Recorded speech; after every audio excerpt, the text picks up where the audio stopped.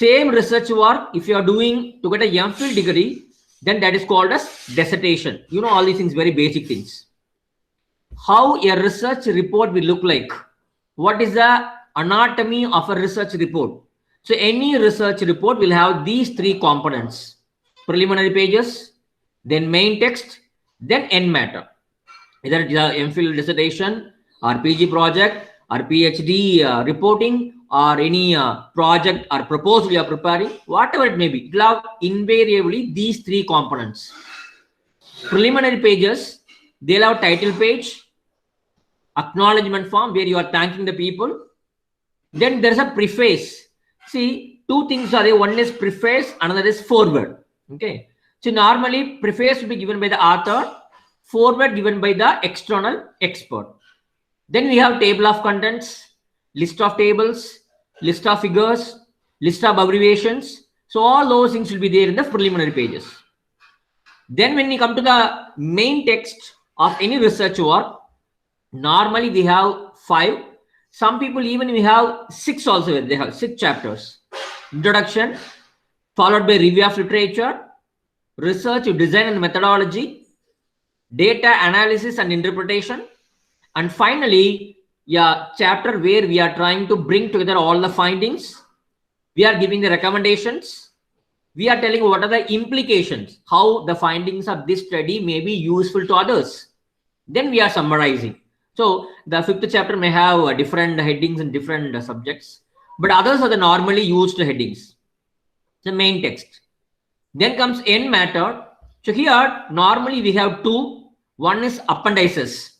Maybe if you are a social science research student, invariably you will have a questionnaire at the end of your research work.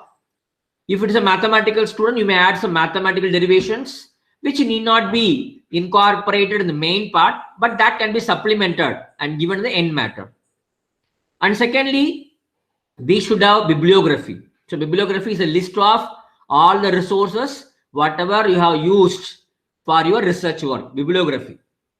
And in some cases, optionally people add an index also. As you have an index for a book in the same way, they will prepare an index for a research work also. So these are the 3 components of any research report. Fine. In research report, normally they make use of some abbreviations, especially when they are writing the list of references. Okay. So what are those abbreviations? IBID, LOC.CIT, OP.CIT. Then finally we have VID, wide. Wide means see or refer to. What about these 3 abbreviations? Let me show you an example. See, for example, I am doing research on Oscar Wilde. I have taken some points from this particular paper, the importance of being earnest. Fine. I have taken something from this paper and I have added it in my research work. Then next to that, from the same book, I have taken one more information. From the same book, I have taken one more information. See, when you are using the same reference again and again, consecutively, continuously, successfully, you need not give full reference again and again. Instead, you can use the abbreviation IBID, I-B-I-D. Then you can mention the page number. The page number is also same. Then you can simply give IBID. So whenever you are using a particular reference and continuously you want to use the same reference again and again, so you can use the abbreviation IBID. Fine. One thing. And secondly, what about LOCCIT? LOCCIT. See, for example, you are preparing a reference for Sharap. Okay, Sharap 2011. Yeah, an article written by Sharap. You have referred and you have got some points from that article and you have included in your research work. Okay, and then you are using another reference from Shestan, something you have taken from him and you referred. Now, once again, you want to refer to Sharap. Okay, there is in between, there is another reference. Now you want to refer to Sharap, but you want to mention that same Sharap, same page number. Please understand, when you want to refer to a work which you previously quoted and you want to mention the same page, I am quoting once again, but In between these two sharabs, you might have used the content taken from some other source also. In that case, if there is a break between the references, you can make use of loc.cat if you are referring to same article written by Sharab, same page number, LOCCIT. Fine, good. Here another example is here. Where can you use op.cit? So here I refer to Thomson M. I have taken some content from this article and I have included it in my research work. Then I used another person, Bew. Then after 2 or 3 items, I want to refer to Thomson once again. But here, I don't want to refer to the same page number. I want to refer to some other page number. Same work, but page number is different. But in between this Thomson and this Thomson, you have used some other references also. So the references are not consecutive. If in between the references, if you're having some other references, then you can make use of op.cit when you are referring to same work but with a different page number. Fine. So these are the 3 common used abbreviations. But to be more frank, when we started using all the APA style, MLS style, Chicago style, rarely we use all these abbreviations these days. Okay, good. Fine. Then, see, whenever you are writing a research report, you should always follow a standard way of writing a research report. Where and all you can follow standards in terms of punctuation. How punctuations are to be uniformly applied, rules should be applied in your research work. What about the rules for capitalization? And how you can cite the sources? There is a research article, there is a conference paper, there is a video lecture, there is a tweet. So how you can cite all those sources? And how to format the numbers and dates? How you can set a table?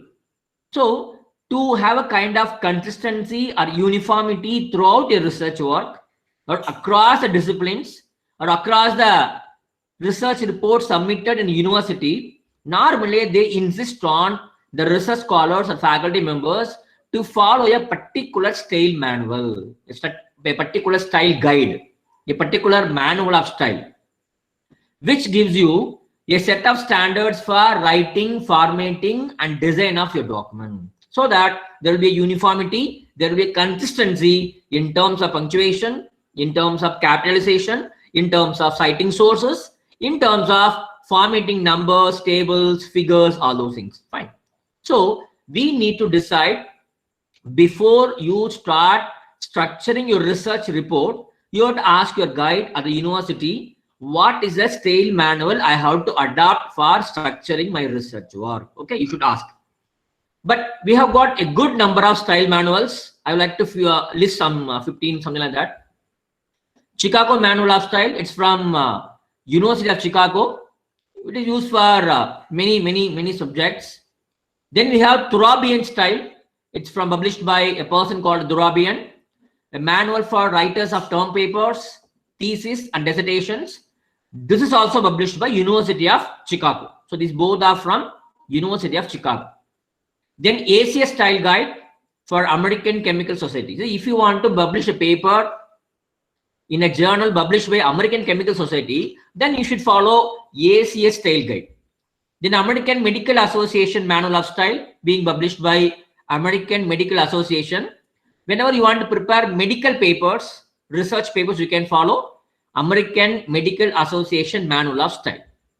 Then the very popular American Psychological Association Style, APA Style, which is mostly used by all the behavioral and social sciences, whether it's commerce, economics, history, geography, political science, public administration, e-commerce. We all use libraries and use APA.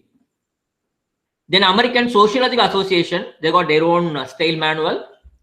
Then for the field of geoscience, a separate style manual called Geoscience Reporting Guidelines is available. And if you're interested to publish a paper in computer science journals, then you can make use of IEEE style. Okay. Then if you are interested in publishing papers related to religion or theology or philosophy or religion, you can depend on the Little Style Guide. And MHR Style Guide, which is meant for Modern Humanities Research Association. Those who are interested in preparing reports in the field of arts and humanities, you can follow MHR Style Guide. Then language teachers, they always follow MLA style, Modern Language Association. But MLA is being used in other humanities subjects also. And there is one another style manual for those who are doing or preparing reports on religion and all. SBL, Society of Biblical Literature, Handbook of Style, you can follow. And we have Scientific Style and Format, CSE Manual of Authors. CSE stands for Council of Science Editors. So they have released a style manual. Then American Political Science Association, they have released the style manual of political science. So these are the different style manuals. So you can decide upon the choice given to you by your university or your guide. You can decide upon, but you should follow any one guide so that there will be uniformity and standardized way of presenting ideas in your research report. Fine. So you should follow any one standard. See, either for preparing your in-text citations or preparing the list of references to be placed at the end of your research work, you should follow any one standard. It can be APA or MLA or Chicago or Probian or IEEE, whatever it may be. But as a researcher, it is very difficult for us to remember the rules and regulations given in all these styles with regard to various bibliographical entities. See, there is a book by single author, 2 authors, 3 authors, 4 authors. There is a book without author. There is a journal with 1 author, 2 author, 3 author, 4 authors. Okay, so lot of confusions are there. How to cite all these resources? How to cite a newspaper entry? How to cite a blog post? How to cite a YouTube video? So in these days, we may not be able to by heart all these things. So what to do is the best way is, whenever you want to create in-text citations, whenever you want to create list of references, or you want to have all the references you have created for a particular project in a folder, which can be used by you later. You want to have many such kind of importing tools. You want to import some reference from other softwares, or you want to search online and download all the references automatically into your reference management system. So creation and maintenance of references is called reference management. So whenever you want to manage all your references, okay, you can make use of a software. That software is called as reference management software or citation management software. See, many softwares are there. Some are free and some are proprietary. They're commercial ones. You have to pay money. See, the very popular ones are Zotero, Mendeley, Refox, EndNote, BibDesk, JabRef, Reference Manager. All these are reference management softwares. So I have made use of Zotero and Mendeley, both equally good. You can try. Fine. So apart from these desktop softwares, the softwares which can be downloaded into your PC, you can install the software in your system, and just like MS Word, MS Excel, you can go and make use of all these softwares in your system. But apart from that, whenever you want to create citations or manage your citations, even you can depend on the online citation tools. A lot of websites are available wherein you can go and create references in any style, APA, MLA, Chicago, all those styles. You can create your accounts and you can store all your references there under different folders.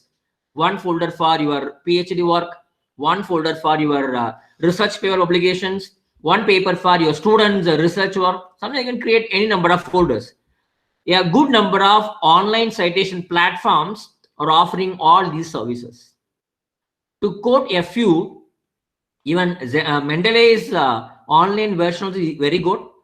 Zotero's online version called ZBib. That is also equally good. Other online citation tools include BibMe, Citation Machine, Citavi, CiteFast, AutoBib, EasyBib, CiteThis4me. So all these are freely available online reference or online citation generators, citation managers. You can depend on all these sources, no problem. Then So when it comes to plagiarism, so when you're preparing your report should be free from plagiarism. What is plagiarism? You refer to lot of others' works. You take some content from others' work. You are using all those contents in your research work, but you fail to provide suitable references, correct acknowledgement to all those contents. See, if you've taken something from an author, you have to mention that, yes, I have taken this particular content from this particular author. You should be bold enough to mention that. Without mentioning, if you are taking others' content and you are using it as if it is your own content, then that is called plagiarism. Okay, so plagiarism should be checked. These days, according to UGC guidelines, each and every PhD submitted to any university in India will be subjected to plagiarism check. So they will check, they will insert your, upload your document. Your document will be checked with all the databases, and the software will give you something called similarity index. Okay, to what extent your content is similar to the contents available in external databases. Fine. If the similarity index is 10%, some universities will accept. Up to 20%, some universities accept.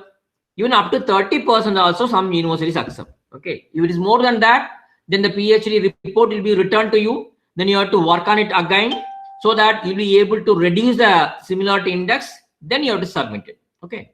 So in order to check your paper against plagiarism, a good number of tools are available.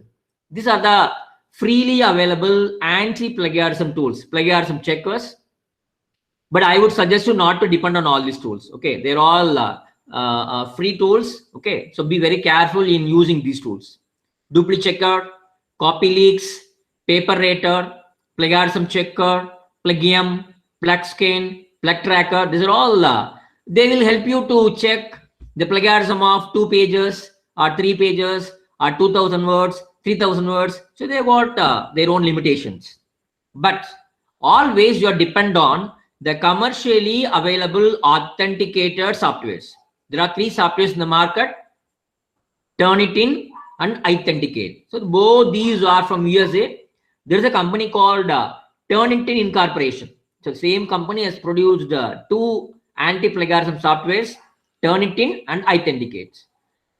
To against this American influence, in European countries, they started another software called Urkund. Okay, Urkund. Nowadays, most of the state universities, they have Urkund software. But recently, a couple of months before, Urkund, they have changed the names. See, Urkund company, they joined hands with one free plagiarism checker called PlugScan, and both companies were merged together and they changed the name of Urkund software. So what is the new name of Urkund software? Original. Original, no? You put one U, original. Fine, good. That's about anti-plagiarism tools. Okay. Then comes evaluation of your research report. So whenever you have done a research report, your research is to be evaluated. Your research is to be rated. Whether the purpose of your research, the methodology you followed, the design you followed, the data you collected, the technology, the statistical tools you followed, all these things are to be evaluated. Why should we evaluate? There are 2 purposes. One is we want to find out whether all these methods, techniques, whatever you followed, they are relevant. Okay, they are relevant to your research work. They have to find out. And secondly, we want to find out whether with all these methods, tools, and techniques or structuring of your research content, whether you are able to achieve the objectives you framed before starting your research work, or to what extent your research is significant in contributing some knowledge. So to do all these things, you evaluate a research report. How to evaluate? See, these are the criteria you can follow. Abstract, you have to see whether the abstract is clear, whether the abstract is informative or self-contained. That is, by reading an abstract, you should be able to get a clue on what the entire research is all about. Okay. Then how to evaluate the introduction part of your research work. So you should see whether the research work started with very simple with a layman explanation of basic concepts that are required for you to go further and read the rest of the research work. Okay, do they give such kind of introduction to the research work? Then you have to see whether they have done a review of literature or not. If it is done, whether it is relevantly done, have they sufficiently described each and every review, you have to identify. Then you have to see, fine, they have collected reviews, they analyze the reviews, are they relevant to your current study? See, whatever reviews they have gathered, summarized and interpreted, do they have any connection, any relevance to your current study? You have to check. Then, have you framed any hypothesis in your study? Are they clear? The hypothesis, whatever you framed for your study, are they very clear? Are they understandable? You have to see that. Then, apart from that, finally, you have to see, after reading the introduction chapter of your research work, whether the person who reads your introduction chapter will have a base idea of what the remaining chapters will be telling him. Whether the introduction chapter has set a stage for what is to come in the next chapters or not. So these are the few criteria that can be used to evaluate your introduction part of your research report. Then method section, you have to see whether the report has sufficiently described the participants, that is population and sampling method, all those things. Have they used questionnaires? If they have used questionnaires, whether questionnaires or whatever methods they use for data collection, all those are fully described or not. Whether the procedures given in the report on how the data was collected, when the data was collected, and where the data was collected, whether these things are very clear. So very brief, to be more frank, if you happen to read a method section of any research, the method section should be very clear in such a manner that after reading the method section, you should be able to replicate the research. You should be able to duplicate the research. You should be able to conduct the same kind of research by yourself. So method section should be very, very clear and transparent. Then comes the result section. You have to evaluate whether correct analysis were performed or not, whether they have used correct statistical tools or not, whether appropriate tools were used for analyzing the data or not. If the appropriate tools are used, whether enough description is given for the statistical test conducted or not. If they're having a tables are clear or not, whether they are appropriately labeled or not. Altogether, what about the presentation part of fourth chapter? Is it clear? Is it well organized? Is it logically arranged? So these things are to be checked with regard to the result section of your research report. Then comes the discussion part. Yesterday I was telling about interpretation, no? Discussion section where you are trying to discuss. See, you got some predictions in the name of hypothesis. Here you have to see whether the hypothesis framed were accepted or not. If it is accepted, okay. If it is rejected, why it is rejected? Whether any explanation is given for the rejection of hypothesis in your research work. And then whether the researcher has discussed about the finding. See, whether the researcher has compared the findings of present study with the findings of other studies. If there is a variation, whether the researcher has given some explanation for why there is a difference between the findings of your study and other study. And whether the researcher has given the limitations of the study, whatever problems, whatever shortcomings, whatever weakness the study has, whether all those things are listed in the discussion section or not. And apart from that, whether the researcher has given some guidelines for future researchers. So all these things are to be checked with regard to discussion section of your research report. Then reference section, only one thing to be checked. Whatever item for which in-text citation is given, whether all those items are having full text reference at the end of the research paper in the list of references. Okay. For example, in the text, in the introduction chapter, you have made 40 in-text citations. Whether equally 40 references are listed at the end of first chapter or not. You have to check that. So altogether, Is it the entire paper? How the writing is? Is it clear? Do they have complete sentences? And what about spelling mistakes? What about grammar mistakes? See, all these things are to be used as criterion for evaluating any research report. Fine, good. So that's about unit 9.7 where we talked about report writing. The next two chapters, let us talk about metric studies in library science. So before I get into metric studies, if you have any doubt or clarification in the presently discussed unit, you can please post your queries, please. Any question?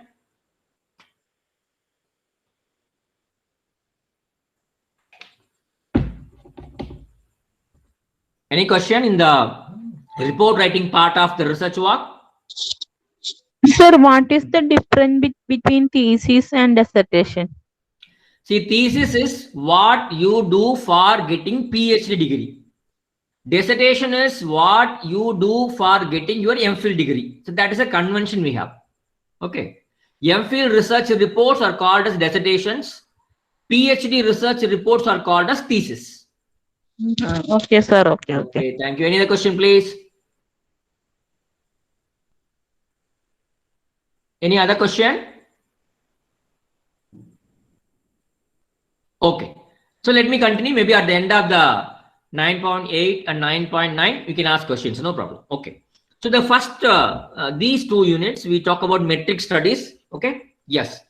So there was a term called statistical bibliography. Okay. Long back used, where people were taught about using mathematical and statistical applications of library science or information science or whatever you call. So, because they felt that just like econometrics, why don't we have something like librametrics, something like bookometrics? That was the origin of all these metric studies. And Alan Pritchard is a person who used the term bibliometrics the first time. The credit goes to Alan Pritchard. Alan Pritchard used bibliometrics from two different points of view. See, bibliometrics as a quantitative science of descriptive. What is a descriptive? It is a productivity count. See how many papers are published by a particular author, how many papers are published in every language, what are different types of document types we have. So all these are productivity counts. Then comes evaluative, literature usage in the terms of citations. How many citations were obtained by your research papers. So bibliometrics talks about both descriptive and evaluative aspects of the quantum of research productivity. Fine. And you know very well, Dr. S.R. Ranganathan, in a conference, he introduced the term librametry long back in 1948. Then the term scientometrics was introduced in 1976.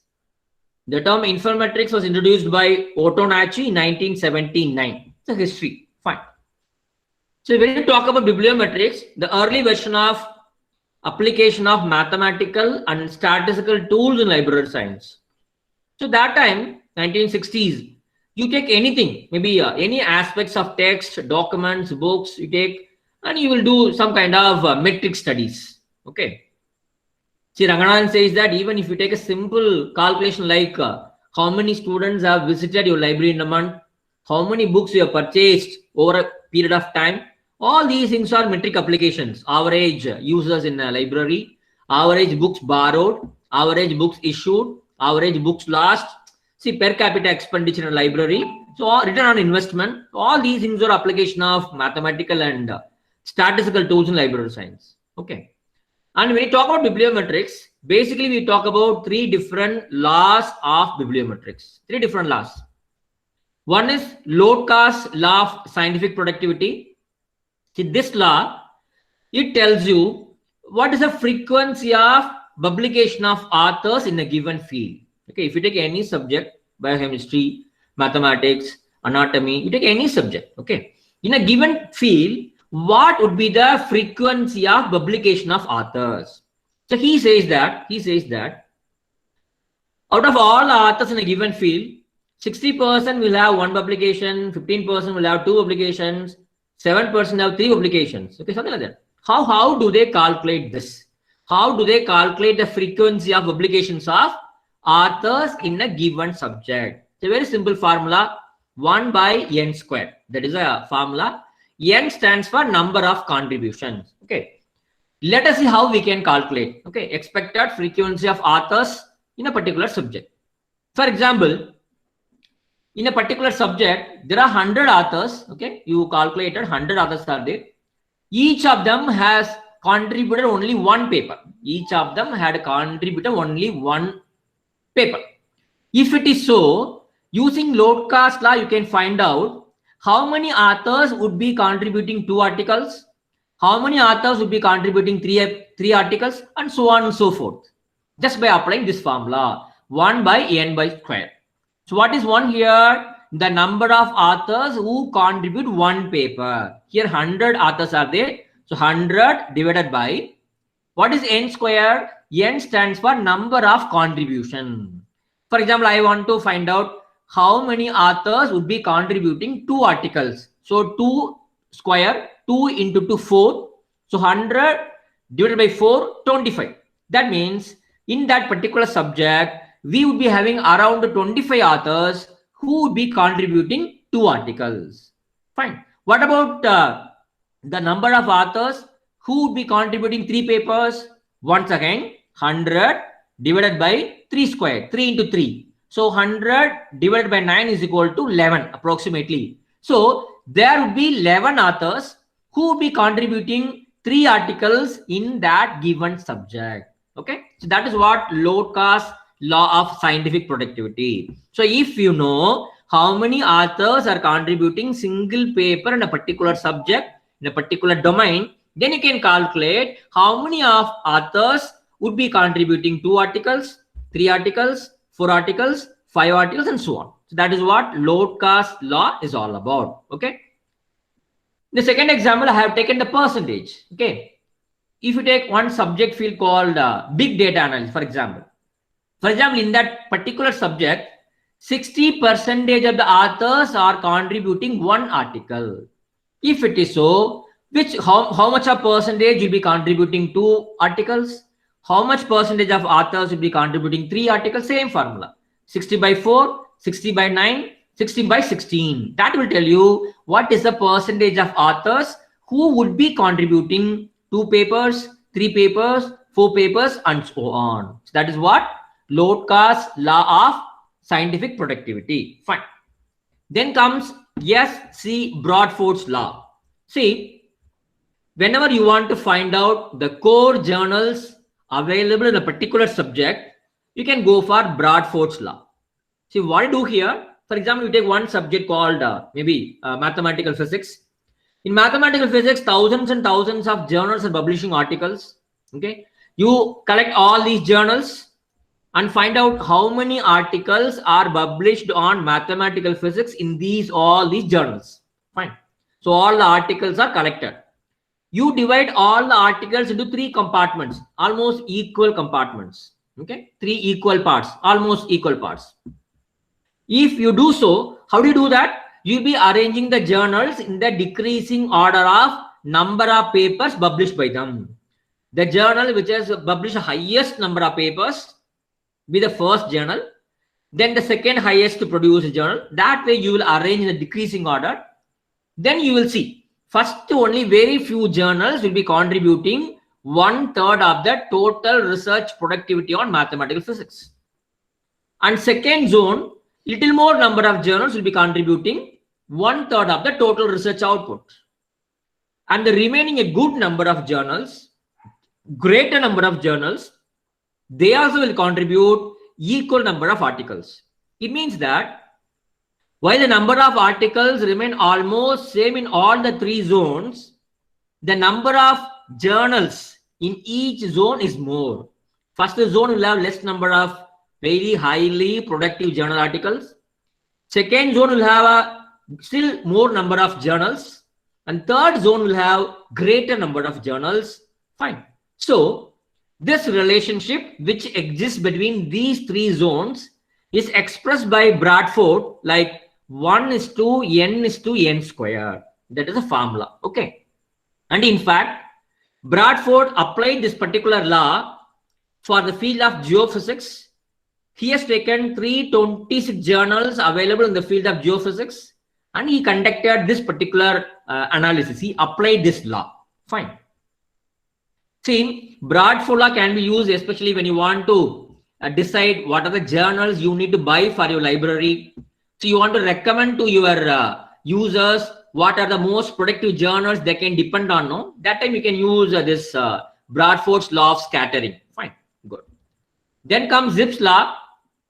It says that whenever you want to predict the frequency of occurrence of words in a text, you take any one text, maybe a research report, maybe a story, maybe a essay book. You take any text. Okay. So you want to predict what would be the frequency of certain words.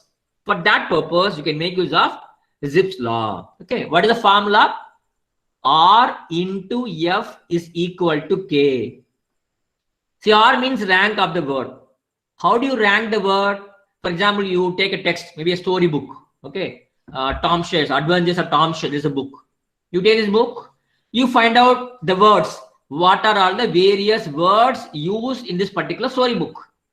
Whichever word is most frequently used, that will be the first word, that will be having first rank.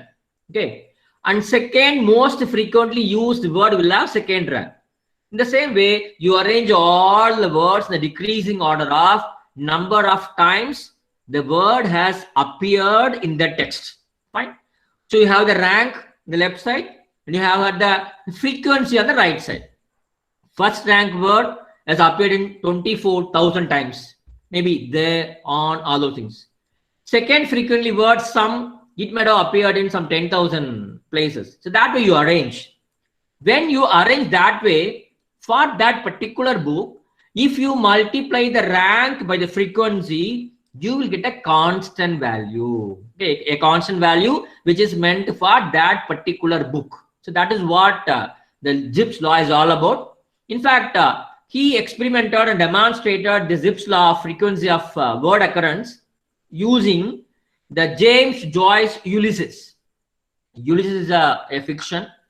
So using this fiction as a base, he demonstrated the application of this law. Okay. So though there are many other laws, these three are most frequently, most popularly used bibliometric laws. In fact, the Bradford's law was further examined by B.C. Vickery. And you would have heard about Eugene Garfield, the father of citation analysis. So he was known for his law of concentration. See, in any given subject field, what are the journals that publish more number of papers and what are the journals that receive highest number of citation? So that's about law of concentration. And the Indian scientist bibliometrician Sen Gupta, he has given a formula for bibliometrics which goes this way. De Sola-Price, he discovered square root law of scientific productivity, something like that. And there's a very, very popular principle called 80-20 principle. That's also called Pareto principle, which is mostly used in all scientific studies, 80-20 rule. So this rule says that, for example, 80% of wealth of a country will be with 20% of the population. 80% of the work in a company will be done by 20% of the employees. In the same way, 80% of the papers in a particular discipline will be authored by 20% of the authors. That's the rule of 80-20 rule, which can be applied in all subjects in terms of number of papers, in terms of citations. You can make use of this particular 80-20 Pareto principle. See, originally this principle was used in economics, but nowadays it is being used in library science studies also. Fine, good. Then we have something called scientometrics, which talks about the quantitative aspects of production, dissemination, and use of scientific information. So to be more frank, people say there is so much difference between bibliometrics and scientometrics. Some people say that no, bibliometrics means quantitative studies of social sciences, arts, and humanities subjects. Scientometrics is the quantitative subjects of pure sciences and applied sciences. But some people feel that no, it's not so. Both are quantitative studies. That's it. A basic question comes to your mind when you talk about bibliometrics and scientometrics. What do we study? Okay, if it is a social science, we prepare a questionnaire, we go to people, we collect data, we apply all the statistical tools, we prepare report. That's over. But in terms of bibliometrics or scientometrics, what kind of things we analyze in metric studies? These are a few examples. See, basic metrics, we talk about year-wise growth. For example, you are doing a research on, for example, research productivity of system biology research output during 2000 to 2020. You do a research on that. What are the various things you will analyze? Year-wise growth, block-wise growth, RGR. You will find out relative growth rates.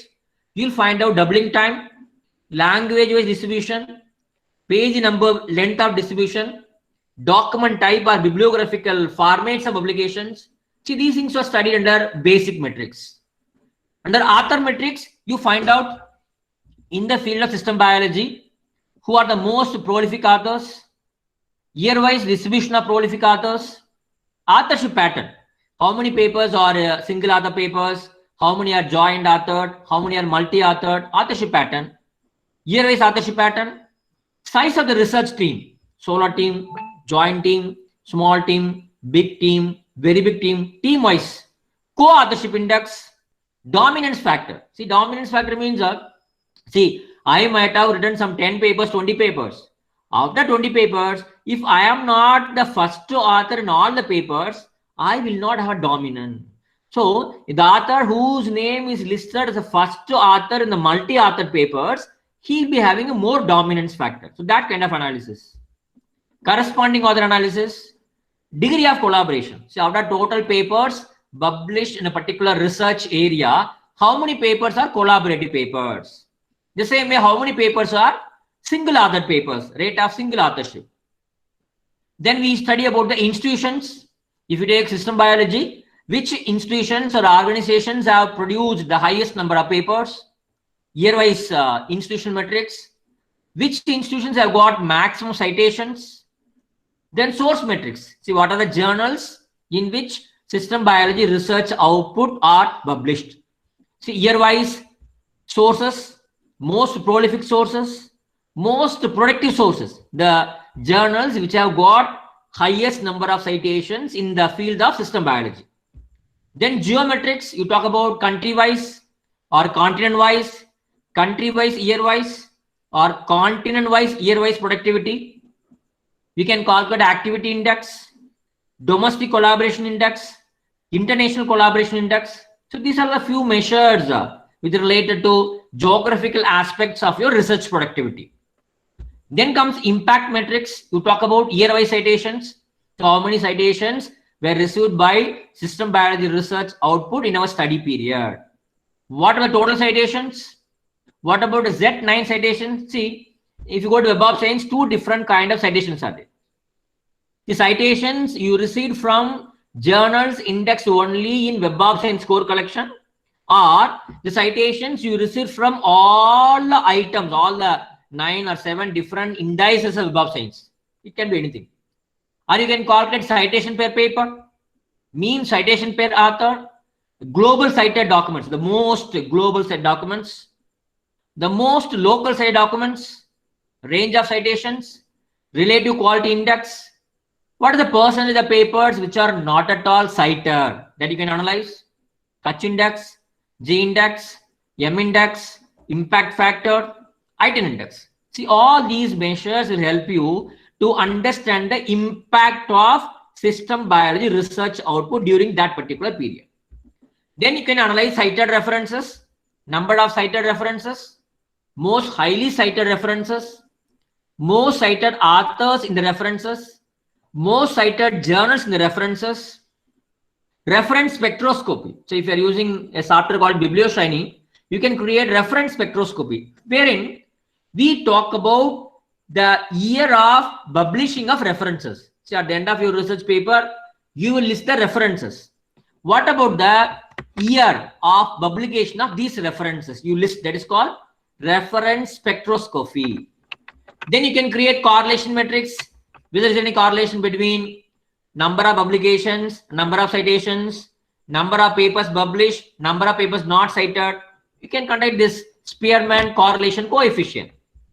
Then you can conduct co-word analysis, co-author analysis, which two keywords always appear together, which two authors always appear together. So that kind of co-occurrence analysis you can do. Then collaboration network analysis, maybe in terms of institution or journal or authors, in terms of centrality and closeness measures. So you can discuss, if you take system biology research output, how many networks are there? See, some countries will be joining together and producing papers. Some institutions will come together and produce papers. So how many networks are there? Which network is very influential? And in every network, who is the leader? So there will be some leader who will be contributing maximum papers, who will be linking with all the countries, all the institutions. So who are those leaders? So those things can be found out using this collaboration network analysis. Then forecasting metrics. See, using time series, which we discussed yesterday, you can make use of time series analysis to estimate. So if this is a trend, after 5 years, after 10 years, what would be the research productivity of system biology research? You can forecast.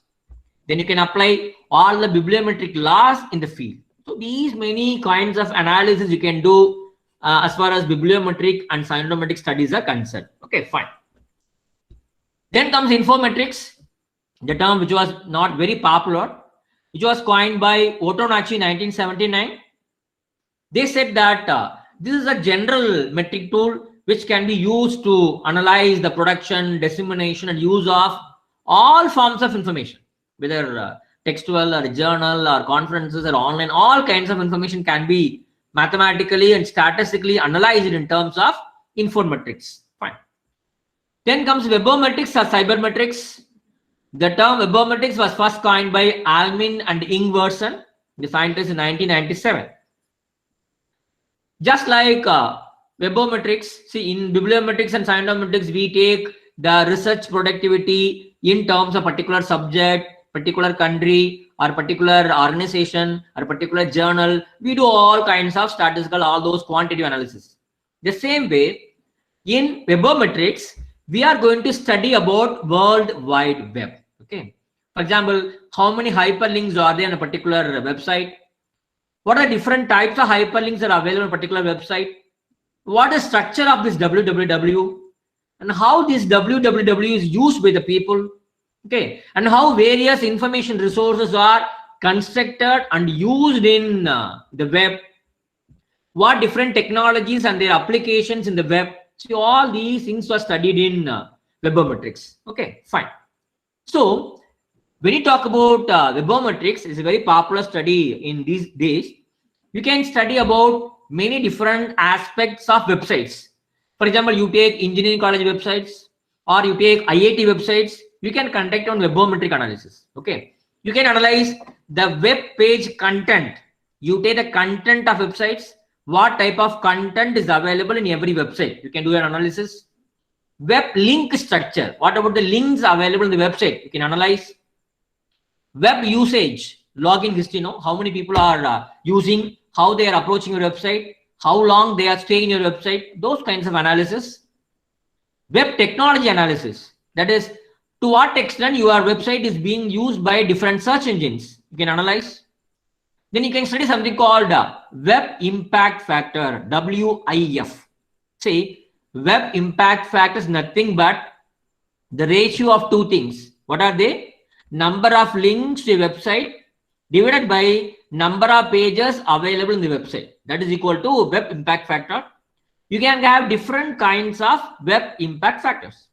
Simple, internal, or self-link. So within the website, how the pages are interlinked to each other. External links.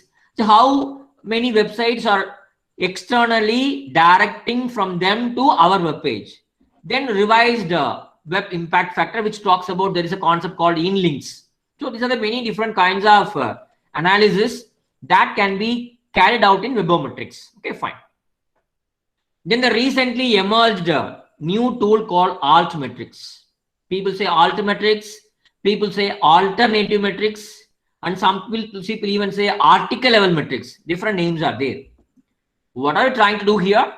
See, we are trying to analyze and measure the social web resources. See, what we do is that we prepare some journal papers or some conference papers and we make our content available online. You are disseminating your research output. You are sharing your research output in a digital form. When it is going to be available in the World Wide Web, there is a possibility of creating some impact. So those your research output will have some impact with the traces. So what is the trace of impact? It can be some people have downloaded a paper, some people have viewed your paper, some people have given link to your paper in their websites, some people mentioned about your paper in some citation management tools, or some people are sharing the original content of your research work with other social networks. So these are all the traces of impact. See, dear friends, couple of years before, we had a belief that citation is only measured for examining the impact trace of any research paper. Citation is the only measure. But nowadays, we have got lot of traces that tell you the impact of your research paper. So in Altmetrics, we are going to collect, we are going to examine, we are going to consider all these traces of impact. The name, the overall name given for this process called as Altmetrics. Okay. So in the Altmetrics, we are trying to create a new metrics based on the social web, which is very, very popular these days. Fine. Due to social web, that is web 2.0, see, you and me can go to any website. We can go and give our comments. And nowadays, lot of websites provide data on how many times a particular paper is downloaded. For example, there is a journal called Library Philosophy and Practice. If you go to a journal, they provide data on how many times a particular paper is downloaded. Plumex metrics is available there. Many journals are there. So thanks to web 2.0 or social web, what happens? We have made it possible for all kinds of people to take part in the scholarly communication of your research output. So previously when you publish a paper, only the people, those who are doing research in your research area, only they will be referring to your papers. But nowadays, thanks to web 2.0, we have permitted even the normal people, the public consumers of information, peer scholars, institutions, so everybody starts having engagement with your scholarly communication. So that is the birth of Altmetrics. Okay. What are the 5 categories of Altmetrics? We talk about usage. That means how many times my paper is downloaded. Captures. In how many bookmarking sites my paper is given link. Something like site you like. These are all delicious. They are bookmarking sites. Then how many places my paper is mentioned, maybe in blogs. How many times information about my paper is tweeted. Now, how many times it is cited in database like Scopus. So all these things are taken into consideration. To get all this data, we collect the information from tweets or various blog posts or Facebooks, news articles, data uploads. So we collect data from all these areas. Fine. So in Altmetrics, we are trying to find out how people are interacting with the scholarly work. When you publish a research paper, how people are interacting with it in the web-driven mode. Fine. For example, how often your research is tweeted, how often your research is blogged about, how often your research is bookmarked. All these things are measured in Altmetrics. Okay. So please remember these 3 years. 2010, Altmetrics Manifesto was published. In 2011, the whole world, the first startup company called Altmetric LLP was started. It is they who started providing new online services to generate article level metrics as a new performance indicator. The first startup company. Then remember 2012, when we had San Francisco DORA. So DORA stands for Declaration on Research Assessment. So in this particular declaration, they have given due importance to altmetrics over all the traditional metrics. So that is why altmetrics is gaining momentum these days. Fine. Where from can we collect data required for conducting altmetric analysis? So data can be aggregated from many resources. For example, there is a website called altmetric.com. So they collect data from many diverse sources. For example, from peer reviews, how many times your paper is appearing in the references of Wikipedia, how many times your paper is there in the public policy documents, how many times your research paper is discussed on the research blogs, how many times your paper is discussed in the TVs or radios, all those mainstream media coverages, how many times your paper is bookmarked in various reference management tools, to what often your paper is referred, used, discussed in social media. So all these things are taken into consideration. There's an author, an expert in altmetric, he says that altmetric collect data from 3 different sources: social media, traditional media, and online reference managers. So only from these 3 areas they collect data. But in fact, they collect data from almost all social media sites. To name a few: blogs, news, Reddit, Facebook, Google+, Pinterest, Twitter, Satellite, Kanocha, Mendeley, F1000, YouTube, LinkedIn. So they collect data from all these social media platforms. Fine. So there are 2 authors. They classified altmetrics into 2 groups. Okay.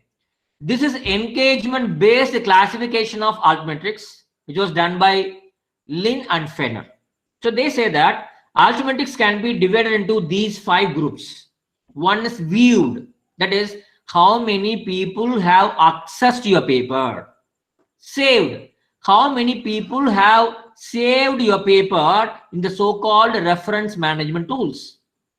Discussed, to what extent your paper is discussed either as a short comment in a Twitter or it is elaborately discussed in some blog post. Recommended, to what extent or how many times your paper is recommended to others. And finally, to what extent your paper is formally cited in a research paper. So these are the types of altmetrics, which is called engagement-based classification of altmetrics. There is another classification given by Waters and Costa. They say users-based classification. For example, diversity of channel analyzed. See, in altmetrics, you need not find the impact of only books. You can find out the impact of blogs, your Facebook postings. You can study the impact of your tweets. So even all those different kinds of materials can be studied in altmetrics. Then speed of acquiring. See, if you want to find out whether you are getting a citation for your paper or not, you have to wait for months and months. But in the case of altmetrics, the minute it is tweeted, immediately you'll get to understand that. See, for example, I am a member of academia.edu. You might have heard about that, a social networking site. See, whenever my paper is mentioned by somebody, I'll get a message to my mail ID stating that so-and-so has a mention of your name. So that is very immediate. Openness of method. So altmetric data is open. So they don't charge any amount. You can go and download the data free to use, no problem. And apart from that, very importantly, see, normally your research paper, which will be read only by your peer researchers, nowadays, even general people called researchers, professionals, students, interested people, all these people, diverse set of people will give judgment about your paper. So these are the classification of altmetrics. Good. Okay, fine. See, in altmetrics, we are assigning a score, altmetric score to each and every article, each and every blog post, each and every tweet. How do they assign these scores? See, based on 4 items. One is frequency of mention.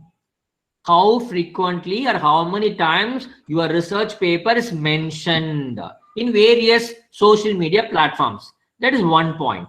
Then record of attention, in the sense how many times your paper is discussed among the researchers. Okay, record of attention. Then measure of dissemination.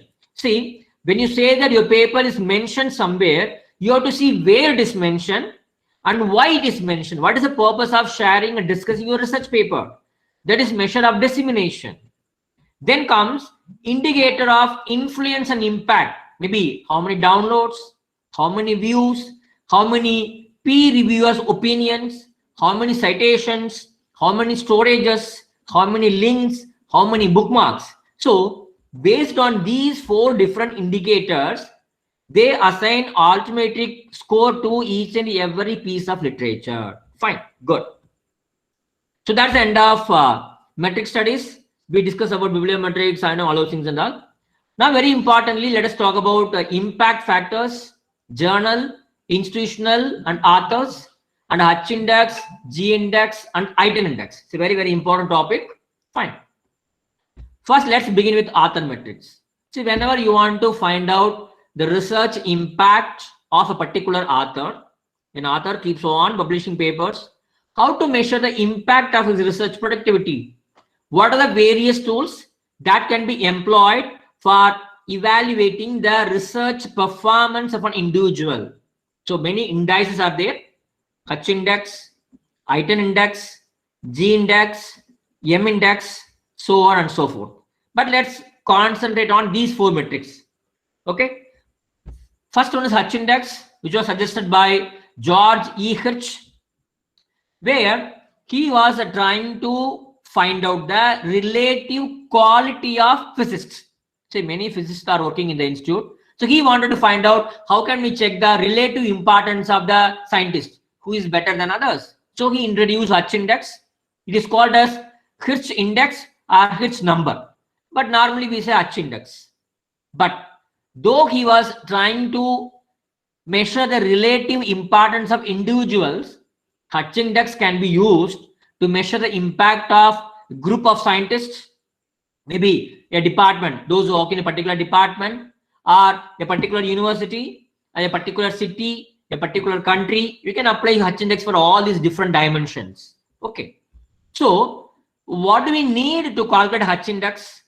Hutch index needs 2 things. One is actual scientific productivity, how many papers you have published. And secondly, how many citations you received for those papers. So you need the most cited papers of the scientist and number of citations those papers have received. If you're having these 2 items, you can calculate Hutch index. Okay, very simple. See, if you say that Ramya is having Hutch index of 50, it means that out of so many papers published by Ramya, at least 50 of her papers are cited at least 50 times each. That means all the 50 papers have received at least 50 citation. See, if you say that your Hutch index is 5, it means that you have got 5 papers. Each paper has got minimum 5 citation. If your Hutch index is 10, it means that your 10 papers have received at least 10 citation. That is called the meaning of, that is what the Hutch index is all about. Fine.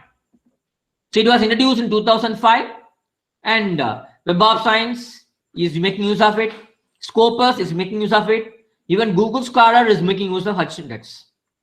See, Hutch index is very, very easy to calculate.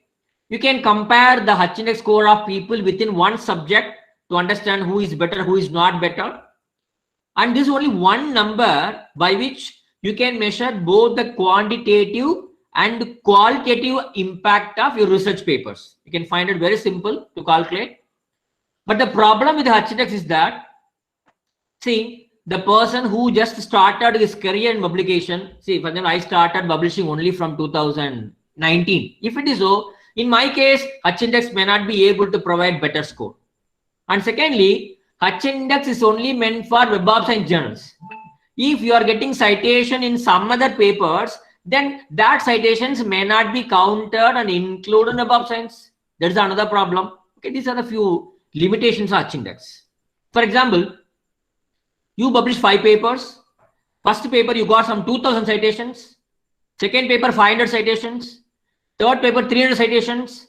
Fourth paper you got 4 citations. Your Hutch index should be just 4, nothing more than that. To avoid this particular problem, there is another index called G index, which was proposed by Leo Egi in his paper Theory and Practice of G Index in 2006.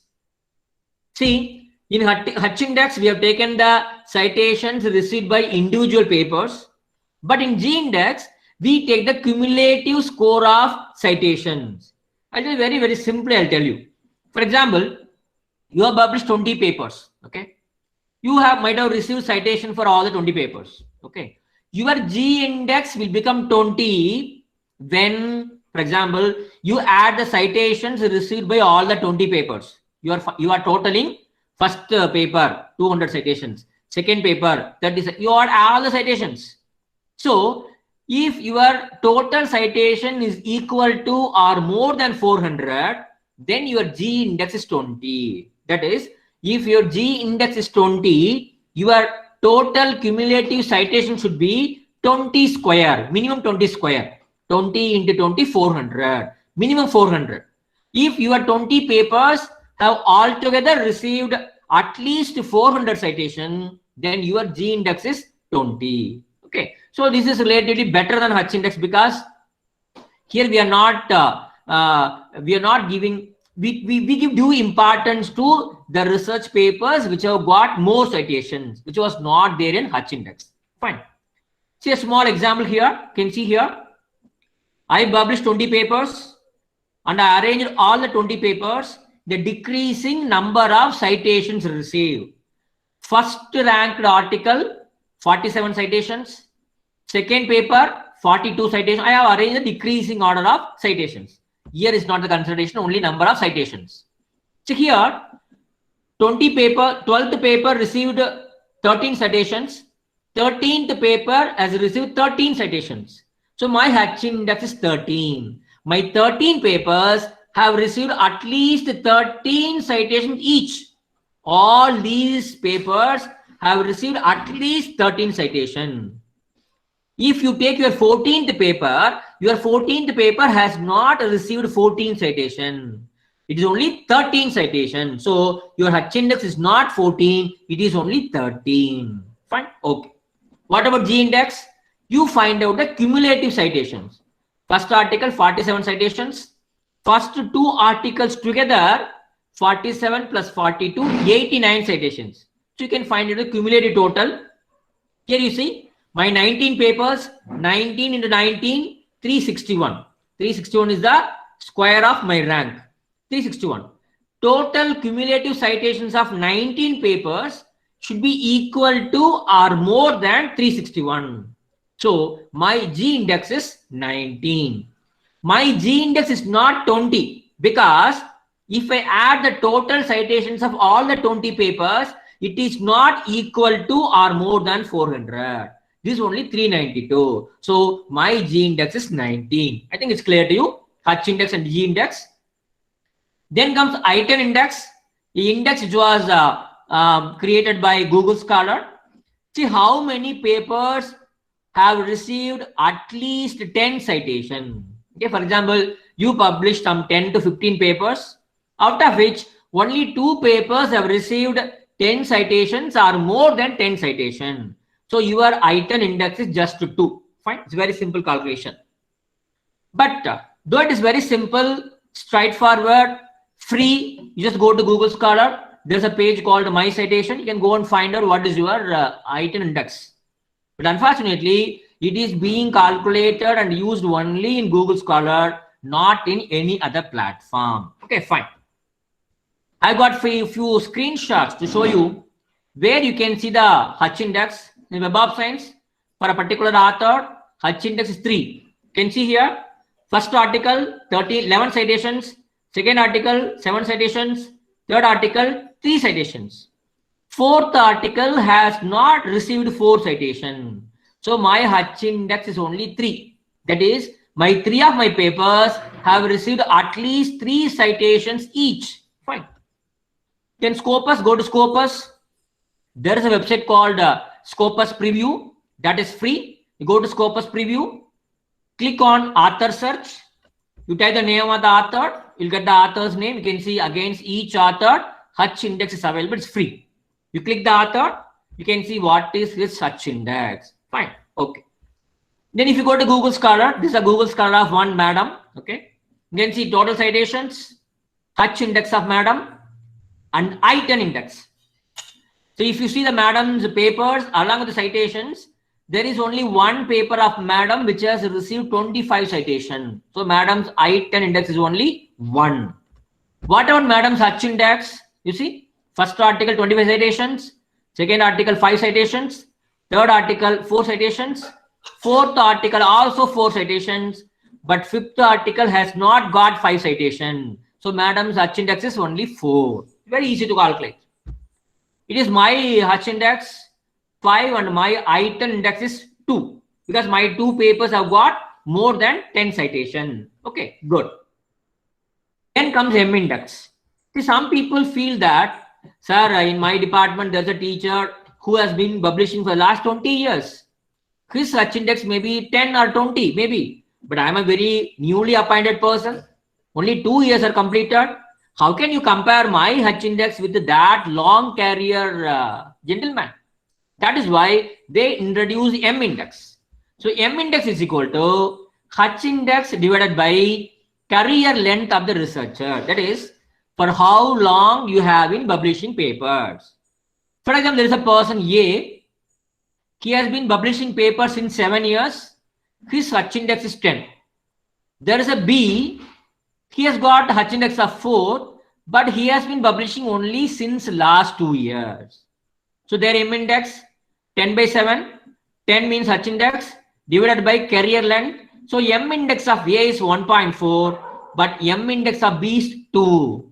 So when you take the career length of the scientist, then M index tells that B is better than A. So fine, good. Okay. Then let us talk about journal metrics. So these are the indices that can be used to measure the individual performance, research impacts. What about journal metrics? So we have 2-year impact factor, 5-year impact factor, Hutch index, site score, SciMago journal rank, Eugene factor, and immediacy index. So these are the methods that can be used for measuring the performance of journals. Let us see them one by one. Okay. First one is impact factor. So it's nothing but what is the average number of citations your journal has received in the recent years. That is what impact factor is all about. Many a time we are using impact factor to find out the relative quality of a journal. If there are 5 journals in a particular field of mathematics, by comparing the impact factor, the journal which is having a high impact factor is really a good journal. So that kind of judgment nowadays we do based on impact factor. And that too, the journal which is having a high impact factor will be attracting more citations than those journals with a less impact factor. Fine. In fact, impact factor concept was devised by Eugene Garfield, the founder of ISI, Institute for Scientific Information, which was later on went to many companies including Thomson Reuters. Now it is being run by a company called Clarivate Analytics. Clarivate Analytics. Fine. And they are calculating impact factor every year and they are making it available in a publication called JCR, Journal Citation Reports. So in fact, JCR is not free. Unless you subscribe, you may not be able to see JCR. Okay, that is a drawback with JCR. Fine. Good. See, what is the use of impact factor? By using IF, you can evaluate the worth of a journal. If you want to rank the journals in a particular discipline, based on impact factor, you can rank the journals. As a researcher, when you want to decide in which journal I have to publish, you can see the journal which is having highest impact factor. You may try to publish a paper in those journals. And even sometimes, when you're going for next promotion or appointment, they're asking in how many impact factor journals you published. What is the impact factor of journals in which you publish papers? They're asking. Even the librarians, when they are deciding upon the journals to be subscribed for the library, you can see impact factor and then choose the journals. So these are the uses of impact factor. How to calculate is very, very simple. I'll tell you. So impact factor for a journal in 2015, there is a journal. How to calculate? You need two things. What are two things? Number of articles published in that journal in 2014 and 2013, previous 2 years. If you are calculating impact factor for 2015, you have to see how many papers are published in 2013, how many papers are published in 2014. How many papers? Totally 359 papers are published. Fine. Then citations received. See, 173 papers published in 2014. They received 459 citations in 2015. Okay. 186 papers published in 2013. They received 449 citations in 2015. Fine. You total citations 908. Very, very simple formula. Total citations divided by number of articles published. That is equal to impact factor of that particular journal. It's very, very simple to calculate. The same way, sometimes people calculate 5-year impact factor. So Web of Science provides you 2-year impact factor. Sometimes even they give you 5-year impact factor. Here, instead of 2 years data, we take last 5 years data, we analyze. There's the only difference between 2-year and 5-year impact factor. So please understand, impact factor is a trademark which is applicable only to those journals which are published, which are indexed in Web of Science. The journals which are not indexed in Web of Science will never ever have impact factor. Please understand this fact. Okay. Then, site score. What about the papers, journals published in Scopus? The Scopus is equally a good database. The journals which are published or indexed in Scopus, they are not having impact factor. They cannot have impact factor. So Scopus is providing another measure called site score. What is the difference? In impact factor, we have taken 2 years data. In site score, we are taking 3 years data. There's only one difference. For example, if you want to find out the site score of 2015, then you have to see how many papers were published in 2012, 2013 and 2014. You total it. Then, what about these papers? How many citations these papers were received in 2015? If you divide total citation by number of articles, you will get site score. Fine. So what is the difference between site score and impact factor? Impact factor is given by Clarivate Analytics. Site score is given by Scopus. Impact factor is calculated for 2 years. Site score is calculated for 3 years. In impact factor, we take only journal articles and review papers for consideration. But in the case of site score, we take all kinds of documents. Citations received for articles, reviews, letters, notes, editorials, conference papers. All these citations are taken into consideration in site score calculation. Fine. Okay. Then comes Scimago journal rank. So when you want to measure the rank of a particular journal, you can go to Scimago journal rank, which is from Scopus publication. Here they take last 3 years citation of the journals and they rank the journals. Okay. For example, you may be knowing that Google is following Google page rank algorithm, a website which is referred, which is browsed more often will appear first. The same technology used by Scimago journal ranking system also, which is freely available. But here, we don't simply calculate citations. We are having weighted citation. See, for example, just imagine you are doing a good job. You're doing a good job. Okay. Your brother is appreciating. Yes, you have done a good job. Okay. Your local councillor is appreciating. Your MLA, local MLA is appreciating. Prime Minister of India is appreciating. Do you think that all these appreciations will be taken same? No, differently. You give proper weightage to each appreciation. In the same way, in the Scimago journal ranking, they give weightage to citation. Say, for example, if you are getting a single citation from a journal which is having a very high impact factor, then that citation will be having a more weightage. If you are receiving citation from a journal which is having the least impact factor, least site score, then you will get very, very less weightage to your citation. So here we give same formula, we take 3 years data, but only thing is we don't simply count the citations, we give weightage to citations, and that weightage is total, and then we are calculating SCImago journal rank. Okay, that is a basic method of calculating SCImago journal rank. Okay, fine, good. This is a formula, average of weighted citations received divided by percentage of documents published in previous 3 years. Okay, fine. In the same way, there is something called immediacy index. For example, you take one particular journal, a special journal on corona, for example. Okay, so there, whatever papers are published in 2020, they have lot of citation 2020 itself. You are going to find out how many papers published in a particular journal in a particular year received citation the same year. That is called immediacy index. So this index is very helpful when you want to measure the research productivity of the journals which are publishing cutting edge research, very, very burning topic research. For example, if you want to calculate the immediacy index of a journal in 2015, you have to see two things. How many papers were published in 2015 and how many citations were received by these papers in 2015 itself, the same year.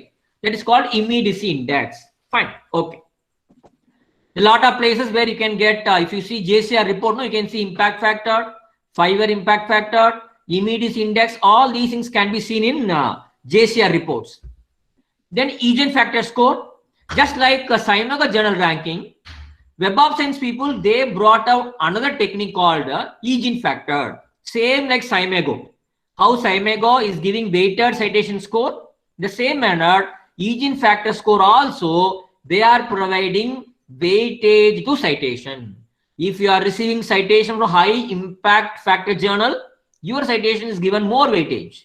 If you are getting a citation from a less impact factor journal, your citation will get less weightage. So here they take 5 years data. In SCImago they have taken 3 years data. Here they are taking 5 years data. Fine. But both SCImago and Eigen factor, they are following the same technique called Google's page rank algorithm. Fine. So here in JCR journal citation report, they have total Eigen factor score of all the journals of Web of Science index journals, that is equal to 100. Okay. The Eigen factor score of all the journals indexed in Web of Science is normalized to be 100. For example, if you say that there is a journal called Nature, Nature's 2014 Eigen factor was 1.5. It means that out of the 100% score, total influence of this particular one individual journal is 1.5%. Okay, the entire Web of Science research network, no, if you take into consideration the 1.5% of total influence of the entire Web of Science research network is from a single journal called Nature. So that kind of analysis is possible with the help of Eigen factor and the SCImago journals, where they are giving weightage to a citation. In the case of impact factor, in the case of site score, they don't give weightages. But in the case of SCImago, in the case of Eigen factor, they give weightage to citations. Okay, fine. Where to get all these things? Very simple. You go to MJL, Master Journal List, free website. You go to this website, type the name of the journal, you'll get the journal. There's a place for viewing the journal profile. You click the profile, you will see the previous year's impact factor. See, current year's impact factor you cannot see, but previous years you can see. Fine.